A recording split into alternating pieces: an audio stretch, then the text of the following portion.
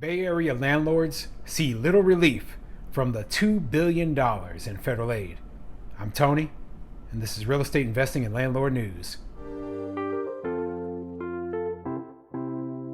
Alright, so I have an interesting article for you today out of the San Francisco Bay Area. But before I get into that article, go ahead, hit that like and subscribe button if you haven't already, and maybe leave a comment down below, and I'll keep bringing you great articles about the eviction moratorium and other news that's of interest to landlords.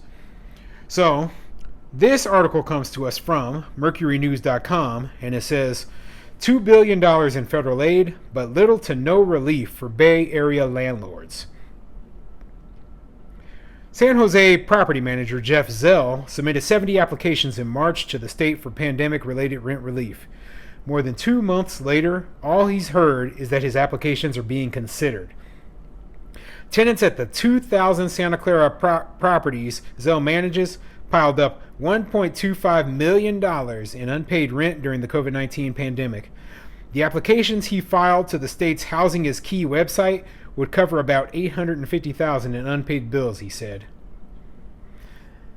Wow. So yeah, this guy, he's a property manager for 2,000 properties, and it looks like he's put in 70 applications trying to get rental assistance to help cover, what some of what is owed to the landlords who own the properties that he manages, but nothing. He's gotten nothing so far. It isn't surprising with as much bureaucracy and as many different problems from a multitude of states that I've heard about all this rental assistance. It's not surprising that he hasn't received anything yet. I think the biggest thing that they didn't realize when they put the rental assistance in place was that they would need a whole network of people in order to actually distribute the money. Plus, they put a whole bunch of stipulations on getting the money. So instead of making this easy and just saying, hey, landlords, here's money, keep this tenant in your property, they said, oh, no. The tenant has to have A, B, C, D in order to qualify. The landlord has to jump through these hoops in order to qualify. And then we need somebody to verify all the information is correct. And then maybe we will distribute some of what is owed to you. Well, that has created a logjam, okay? And that means that a lot of people have not been paid yet who have applied. The reimbursement would spare dozens of tenants from potential eviction and allow property owners to catch up on mortgage payments, expenses, taxes, and maintenance costs they've carried for more than a year, Zell said. But the state program is stalled, he said, and there's no sign of relief.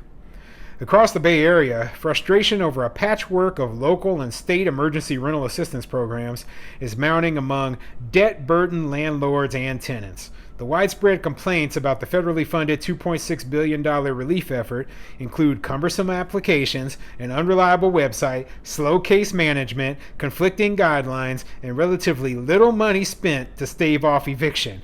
By the middle of May, the state had received requests totaling $473 million and distributed about $20 million. Yeah, they received requests for $473 million and actually distributed $20 million. So that's less than 5% of all the total requests. I mean, that's crazy, okay? And yeah, that is a pretty good description right there of the problems that they're having with it. The cumbersome application, unreliable website, slow case management. Man, not to mention there's just a great deal of landlords who just don't want to deal with it. Okay, they just want the tenants out. They don't want to get rental assistance. They want those tenants out, and they have every right to that. It is their property. So we've gotten to the point in the pandemic now where the case rates and the death rates they've just dropped dramatically, okay? And we have a huge portion of the population overall that has been vaccinated, and we're returning to normal. Things are opening back up all throughout the country, even in California. But at the same time, we have this eviction crisis that's going on right now where they're afraid that if they allow the eviction moratorium to end, especially in a place like California where housing is super duper expensive, then they're going to end up with a whole bunch of homelessness. So if you notice, the places with the worst homeless problems are always the most expensive places. So they've really dug a hole for themselves by not allowing affordable housing to be built, or any housing to be built in the adequate amounts in California, because now they're stuck, stuck between a rock and a hard place. If they allow evictions to start occurring again, they're just going to end up with a lot of homeless people, because there aren't enough affordable units out there for people to rent. Oh man, I mean, it's really kind of a bad situation. And I can't say that I want a whole bunch of people to end up homeless, but that is bound to happen. And we cannot, as landlords, we cannot be the homeless shelters and the social service programs for all of the poor and the homeless people, okay? Landlords already concerned the rental assistance programs, in some cases set up hastily by local governments and non-profit agencies with a complex system of federal, state, and city rules and a deep pool of money, will become as ripe for fraud as the state's unemployment program. Without proper oversight, landlords say tenants could file multiple applications or direct payments to themselves and skip rent. And that's exactly what's going to happen, okay? If all these rental assistance programs, a lot of the tenants, if they don't require, certain checks and everything, they will be ripe with fraud, okay? That's why they should have directed this straight to landlords, because landlords have more skin in the game than the tenants do, okay? They can definitely face a lot more consequences. So, but they do have better paperwork. They have better accounting than the tenants in general do in most cases, and they're the ones who really face, losing the property if they don't have assistance. The system isn't working, said Derek Barnes, CEO of the East Bay Rental Housing Association.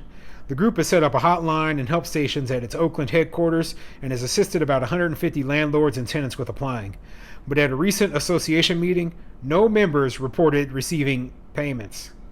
Small landlords in a similar group in Alameda County said less than 10 of their 650 members have gotten reimbursements, despite intense interest in the program. Wow. Yeah, that's a lot of people applying and almost no results whatsoever. I mean, how long do they expect us to hold on? I mean, I don't think that a landlord should have to hold on forever, basically paying for other people to live in their property. But, there has to be a solution to this that benefits everybody. I don't know if rental assistance is the right way, or if I believe of just allowing evictions to happen, just moving the system back to what it was, because there's another problem with the rental assistance. And my fear is that it will become permanent, that we're going to go into a permanent welfare state, basically socialism. And I don't believe in socialism. I don't. And it seems like all the stuff that has gone on with the pandemic and everything, and we're just moving more and more towards socialism. And we need to stop now before it's too late.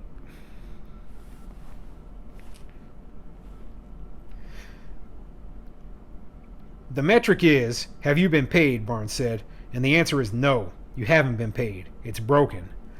The federal government rushed to bring rent relief to workers left unemployed and families teetering on homelessness because of income losses during the COVID-19 pandemic. Tenants suffering wage losses during the pandemic and making less than 80% of their community's median income are eligible for state relief. Individual city and county programs like those set up in Oakland, San Francisco, Fremont, Santa Clara, and Alameda counties are largely reserved for renters making less than 30% of the community's median wages. But despite the influx of cash, landlords say the system isn't working. Yeah. Well, obviously, I think one of the biggest things is that these local governments, all these people who set up all these systems, they didn't talk enough to the landlords. They didn't ask the landlords what they need in order to keep the tenants in their properties. They didn't ask the landlords what would work best for them.